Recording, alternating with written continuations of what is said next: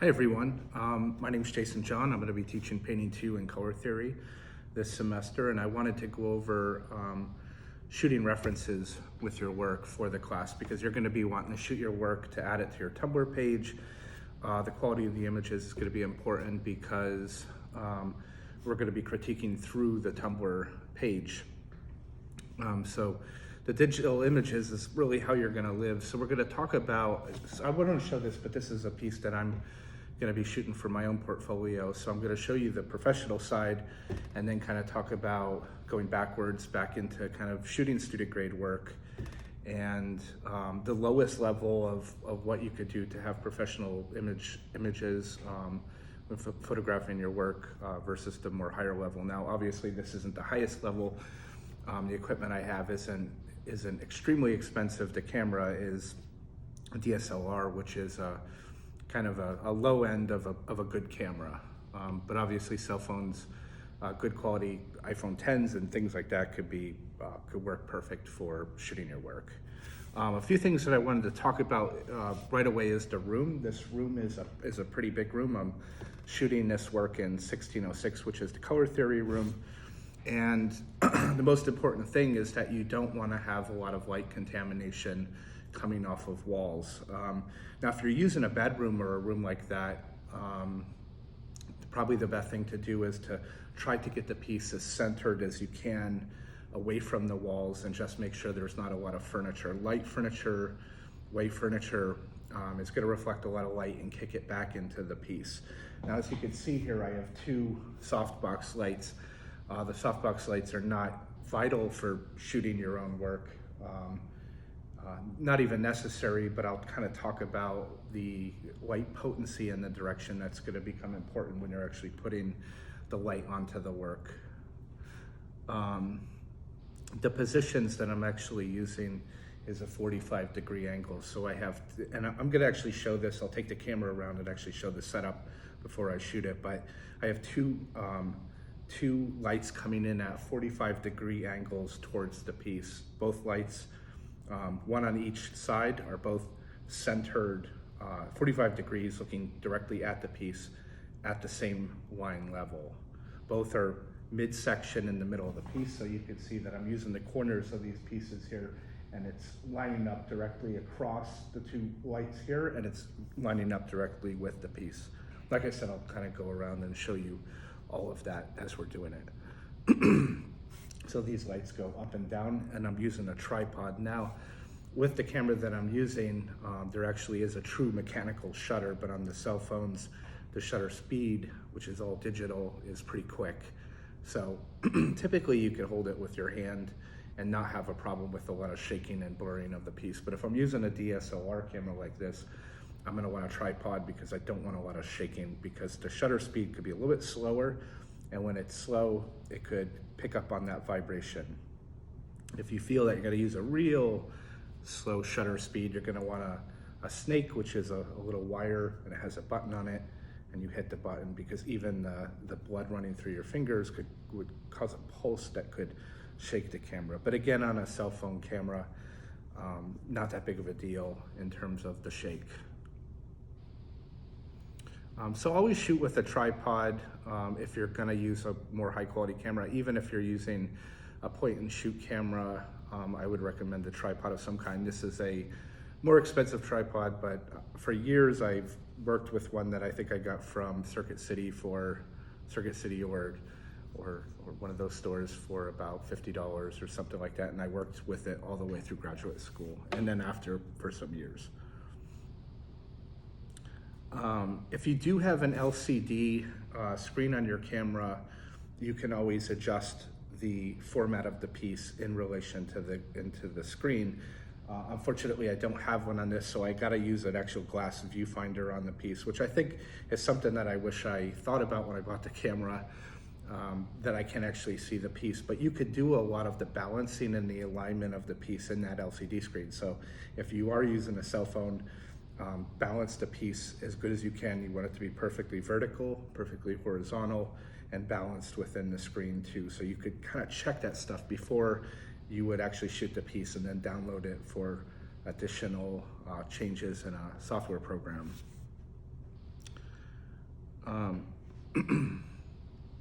For this camera, I'm actually shooting this. This is a vertical piece, as you can see, so I'm shooting the piece with the camera set to a vertical format. Same thing with a cell phone. A cell phone is typically vertical. You want to have that cell phone conform to the piece. So you want to have it sideways if you have a horizontal piece, and then vertical if you have a vertical piece.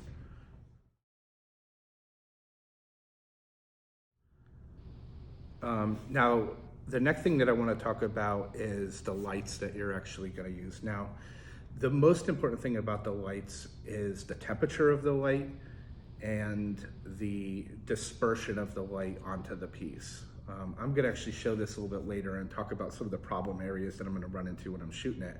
Now, like I said, I'm using a softbox light.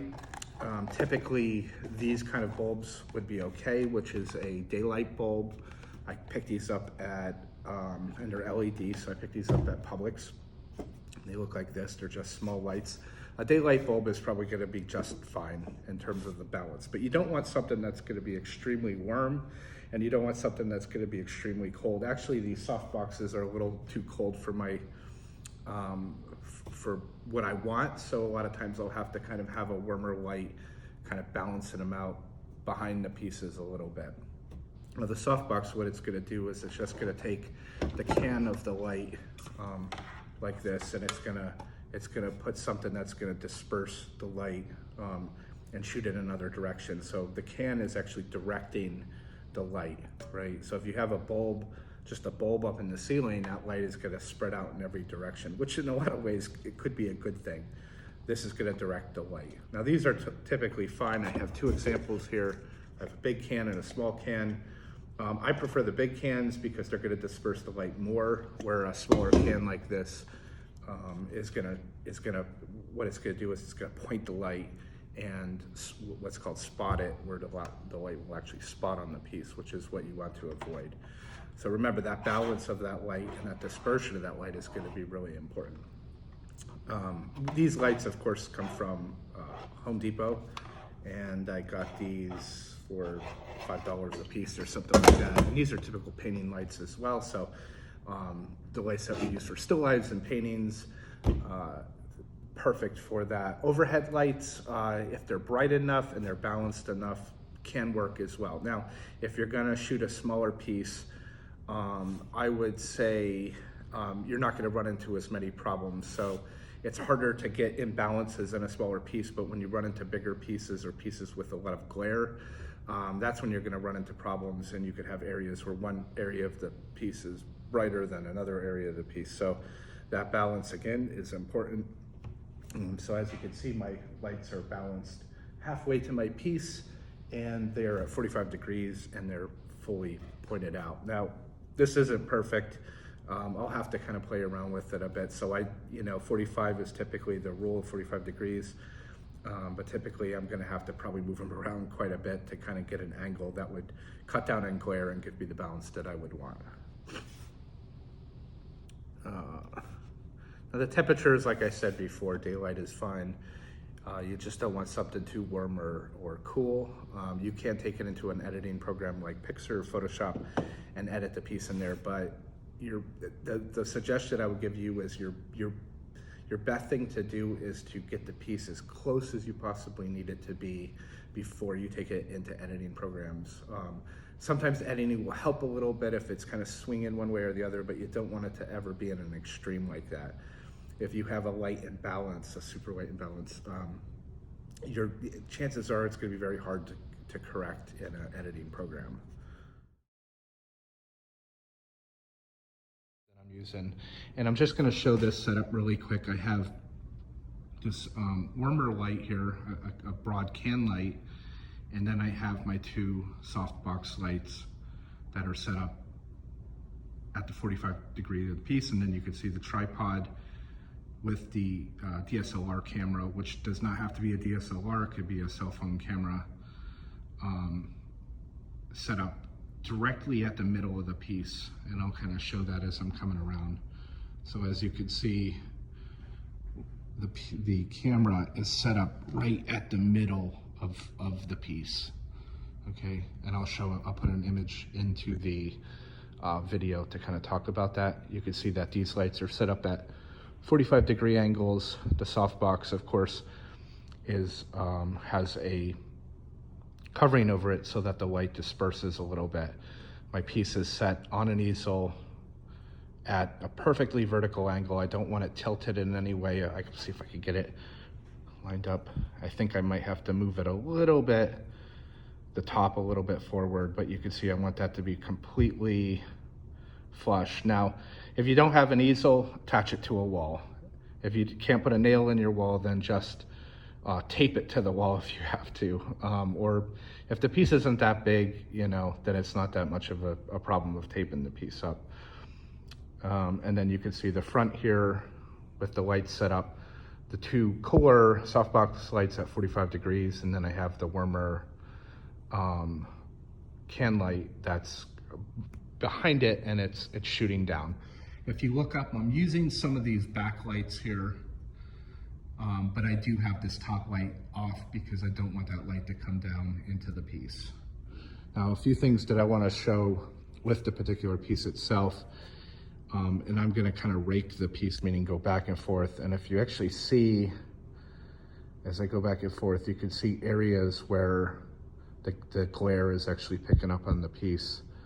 And those are areas that are just high gloss, which you're gonna have on a painting. You're gonna have high gloss areas and matte areas. For anybody taking color theory, because you're gonna be working with a gouache, you're not gonna have that glare problem, but anyone in the Painting 2 class is probably gonna have it to some degree. It's hard to get rid of. So I'm gonna have to really play around with these lights to get them angled in a good way so that I could break down on that glare. So again, the last thing that I'm gonna say is you want that balance of the light. You want your camera to be about halfway up the piece, 45-degree angles on the lights, coming towards the piece, adjust them as needed, but you don't want to break the balance.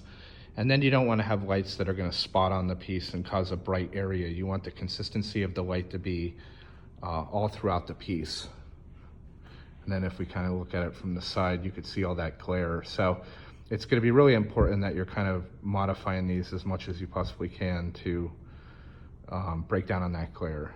Now for the actual arrangement of the frame into the camera, typically I'm going to try to fit my piece pretty close within the camera frame with a little bit of space on the outside. And one of the reasons I'm going to do that is because all lenses are going to distort to some degree. So a lot of times the trick to that is if you actually have a zoom on a camera, pull the camera back and then zoom in a little bit, but don't take it all the way to the edge because it could start to bend the edges.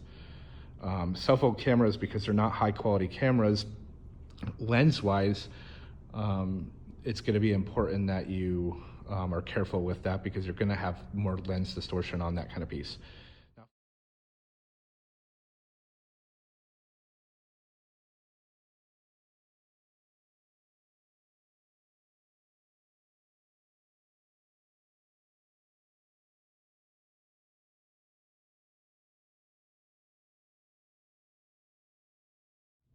All right, everyone, I want to show you one more thing. If you are shooting a smaller piece or a tabletop piece, especially for something like color theory, it's not going to be something you're going to want to place on a wall.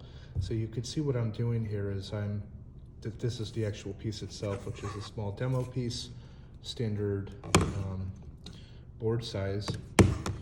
And what I've done is I've lined it up on the grid that's on the cutting boards here, and then I've aligned colored tape here so that I could, you know, if the piece gets bumped like that, I can easily get the piece back to where it needs to be.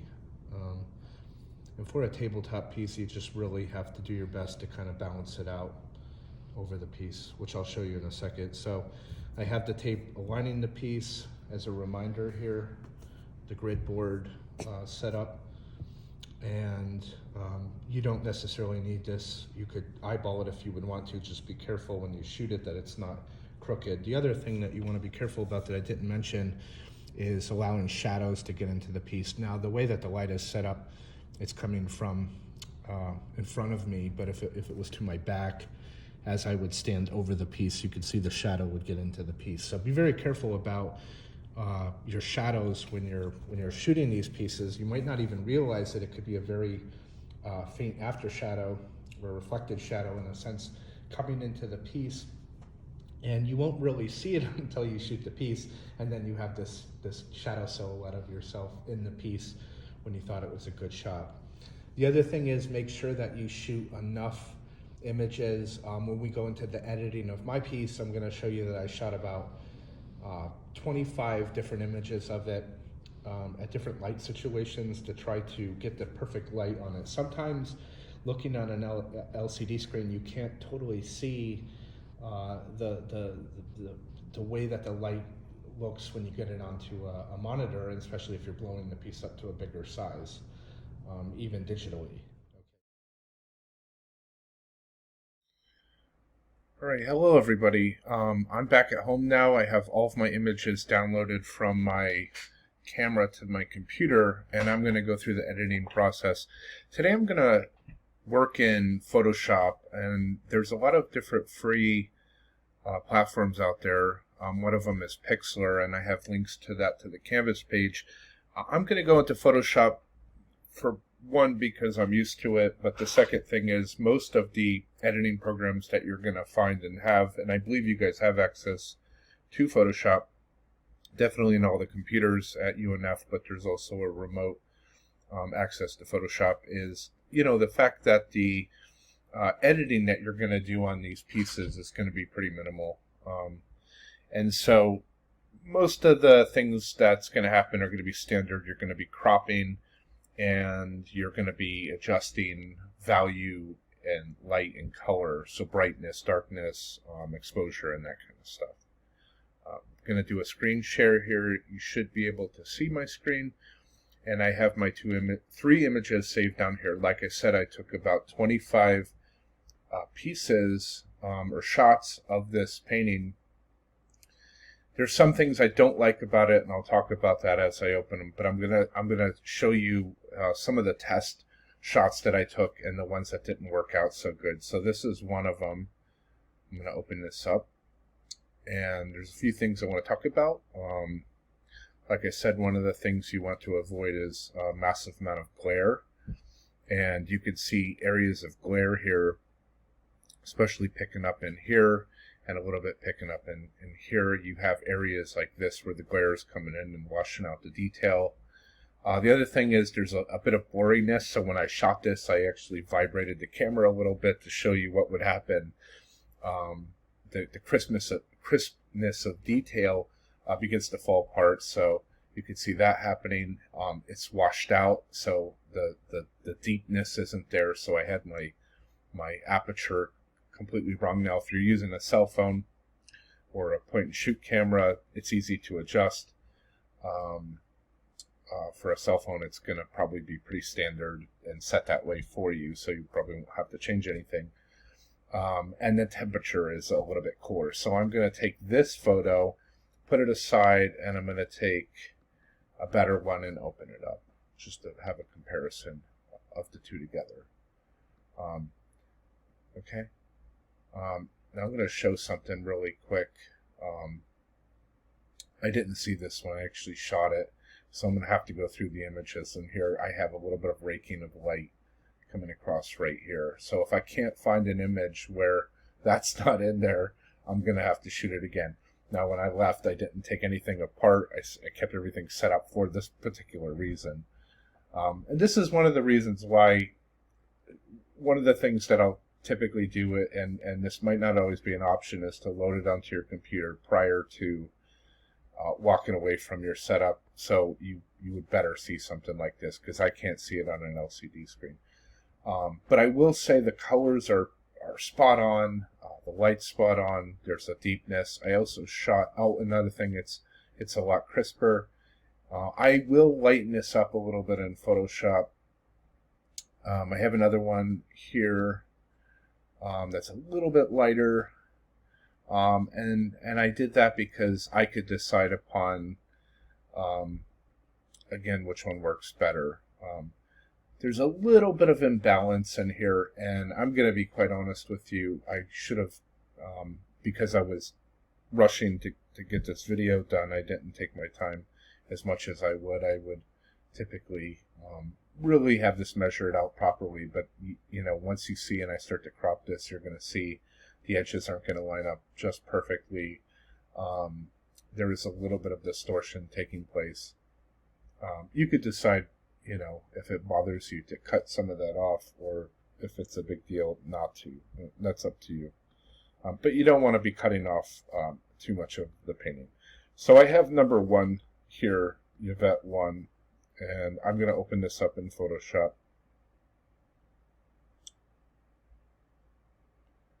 Okay. And move my semi-transparent face over. Okay. And like I said, there's not too many things that I'm going to need to do in this piece except for crop. I'm going to make it a little bit bigger just to be able to see it better. And like I said, some of the things that you're going to want to be able to do is to zoom in on the piece to be able to kind of check it out and look at it. You could see right in here, this is exactly what you don't want. You don't want that kind of light raking across there and hitting all of that glare. It should be a lot more like this area here, where it's a lot clearer and crisper. But anyways, I'm gonna zoom out of this and jump out, and what I'm gonna do is I'm gonna crop it. I'm just gonna make it a little bit bigger here.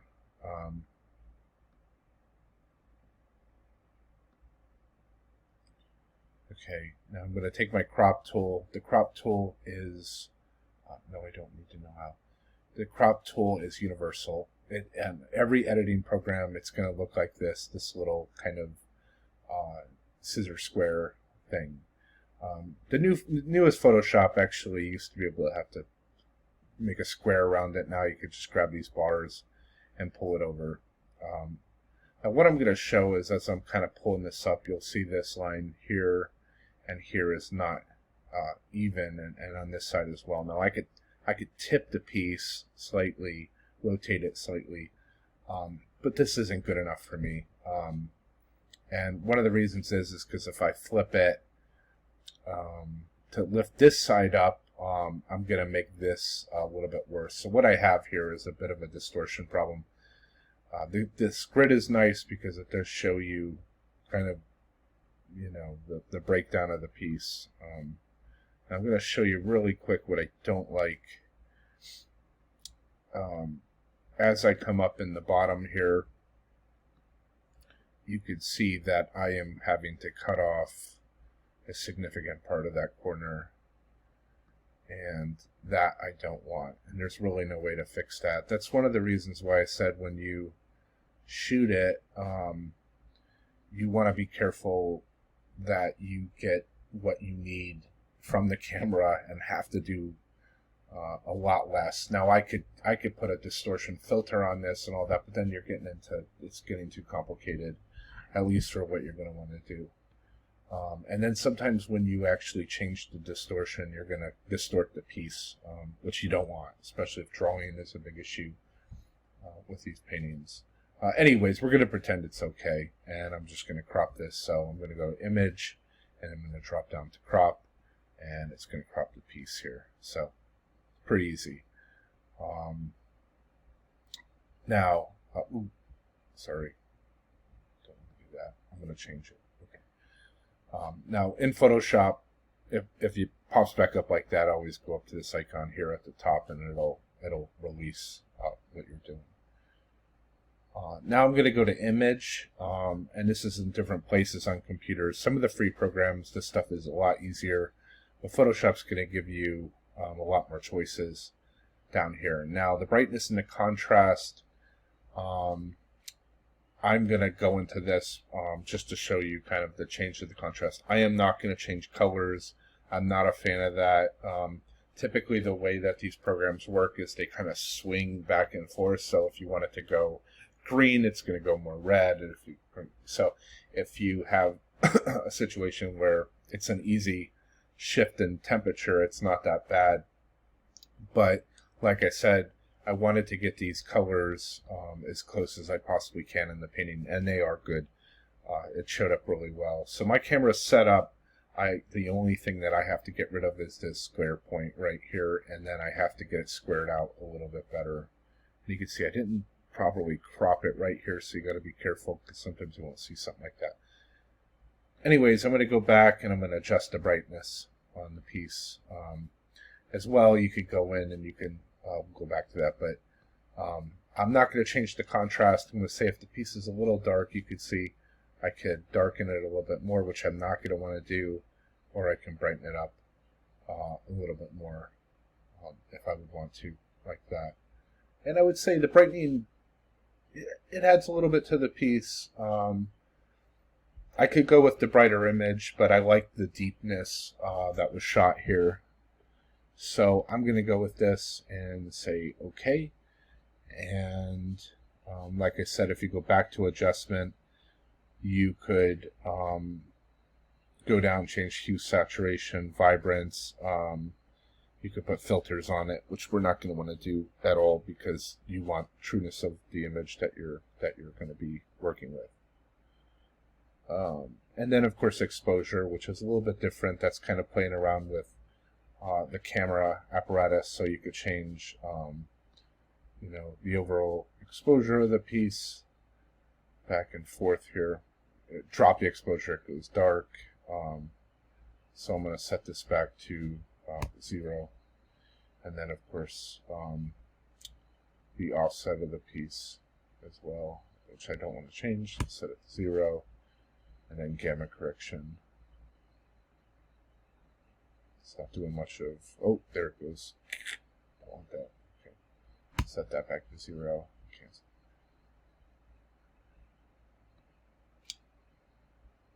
Okay. So that's about it. I'm going to save it. Like I said, I'm not going to use this, but I'm going to just go through the process for you to see. It's a large file, so maximum, that's what you want.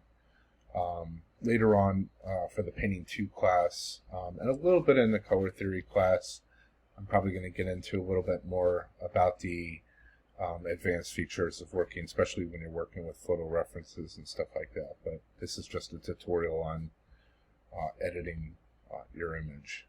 Okay, thank you guys.